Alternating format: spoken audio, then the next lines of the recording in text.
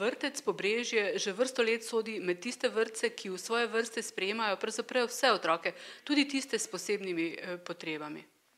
Ja, vsekakor, kajti mi vemo, da je to ena velika vrednota, da takim otrokom s posebnimi potrebami omogočimo prostor in okolje takšno, kot ga imajo tudi drugi otroci. To pomeni, da so vsem otrokom omogočimo enake možnosti za njihov nadaljnji razvoj.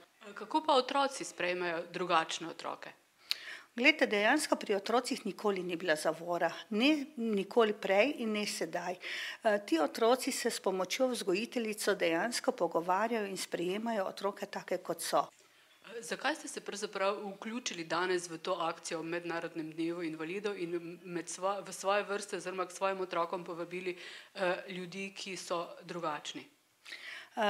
Zakaj smo se odločili? Jaz mislim, da je to prav, da že ti majhni otroci spoznajo to različnost.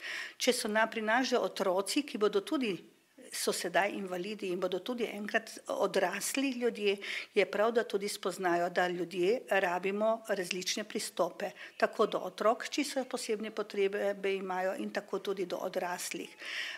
Tudi pri nas je bila mamica, ki je bila slabovidna in danes se prav ona vrne tudi za skupino slepih in slabovidnih, tako da jo že čakamo. Naše strokovne delavke so tudi otrokom povedali, da je ta mamica bila pri nas z 2 punčkoma, in tako da se mi zdi, da je to ena velika vrednota, da otroci spoznajo, da so pač ljudje tudi različni.